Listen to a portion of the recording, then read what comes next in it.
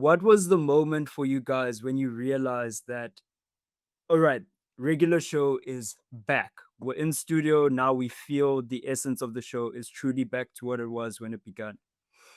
I mean, it took a while to get it off the ground. We're like really excited about this way to do it, and the network was on board. And so we started making the show and having people come back into the studio was like one of those moments.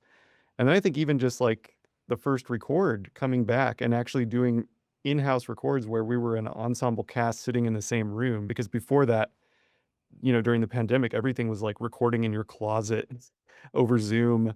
And so to actually see people face to face, it felt like those old times. And that was one of the moments where I was like, "Oh, we're really doing it." Yeah, actually, Sam, I wanted to ask you. You voiced three characters. You voiced Benson, Pops, and Muscle Man. When you're in studio, how do you keep such a high energy performance for all three without blowing your voice out and giving conviction to all of those characters at the same time? How is that process for you?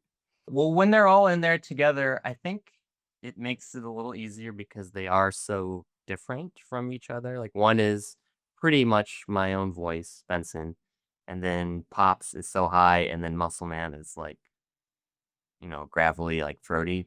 So since they're so different, that I think makes it a little easier actually, because you can kind of snap back and forth. But I think just practice from doing it a bunch of times, mostly. I actually found out around 2022, 2023. There was this meme going around. I'm not sure if you guys are familiar with Death Sandwich. Yeah. What was the meme? Basically, you had a bunch of creators on TikTok who were using it. They were food creators, right? This is how you create the Death Sandwich. And they'd actually use the clip from the show. So I don't know. Do you guys have any moments in the lost tapes that you feel have that level of memeability that people are gonna cling on to? Is there anything special?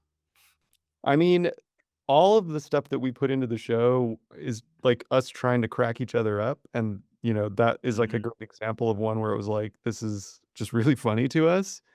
I can't guess which things people are gonna gravitate towards and find it to be Yep. memeable, but, like, the new series definitely still has, like, crazy food things because we love, like, weird food items, character moments that are really funny, like, funny, weird moments. It'll be fun to see if anybody finds a way to, like, repurpose those. You guys have a massive South African audience as well, right?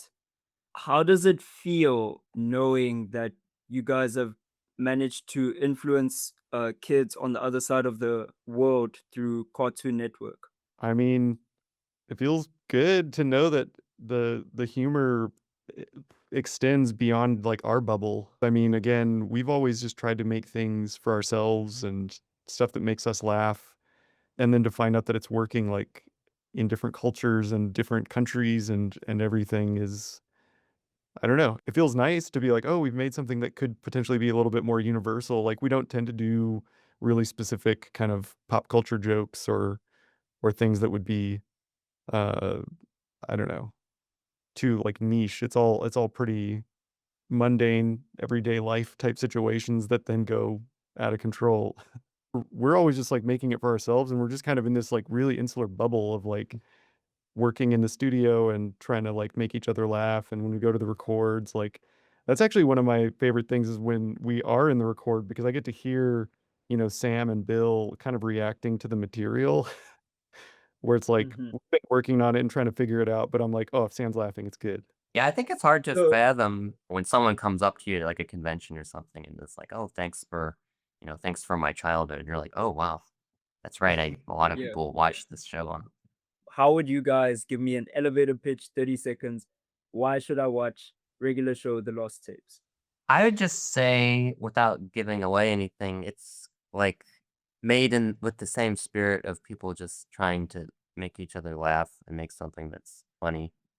And for me, it's the same like level of enjoyment and of working on it. I think just seeing the first episode, which is a half-hour special that has, like, a very different structure from anything we've ever done, and we had to actually talk to the network to get them to sign off on doing it, and they did.